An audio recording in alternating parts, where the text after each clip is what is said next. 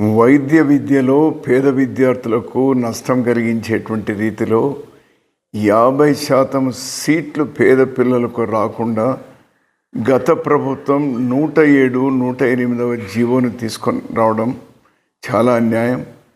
దాన్ని రద్దు చేయాలని అన్ని పార్టీలు డిమాండ్ చేసినాయి. ప్రస్తుతం అధికారంలో ఉన్నటువంటి తెలుగుదేశం, జనసేన, బీజేపీలు కూడా డిమాండ్ చేసినాయి. ఈ నూతన ప్రభుత్వం వచ్చిన తర్వాత 107, 108 జీవోలు రద్దు చేయాలని నేను ఉత్తరం కూడా రాసినాను ముఖ్యమంత్రి గారికి. అయినా ఇంతవరకు ఆ జీవోలు రద్దు కాలేదు. ఆ జీవోలు వెంటనే రద్దు చేయాలి. పేద విద్యార్థులకు ప్రభుత్వ వైద్య కళాశాలల్లో మెరిట్ ప్రకారం వారికి సీట్లు కేటాయించాలి అని మరోసారి డిమాండ్ చేస్తున్నాం.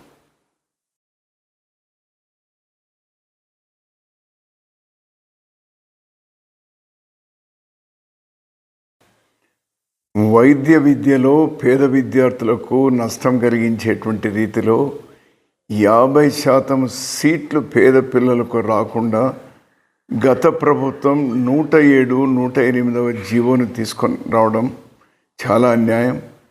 దాన్ని రద్దు చేయాలని అన్ని పార్టీలు డిమాండ్ చేసినాయి. ప్రస్తుతం అధికారంలో ఉన్నటువంటి తెలుగుదేశం, జనసేన, బీజేపీలు కూడా డిమాండ్ చేసినాయి. ఈ నూతన ప్రభుత్వం వచ్చిన తర్వాత 107, 108 జీవోలు రద్దు చేయాలని నేను ఉత్తరం కూడా రాసినాను ముఖ్యమంత్రి గారికి.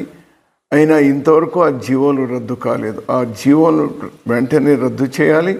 పేద విద్యార్థులకు ప్రభుత్వ వైద్య కళాశాలల్లో మెరిట్ ప్రకారం వారికి సీట్లు కేటాయించాలి అని మరోసారి డిమాండ్ చేస్తున్నాం.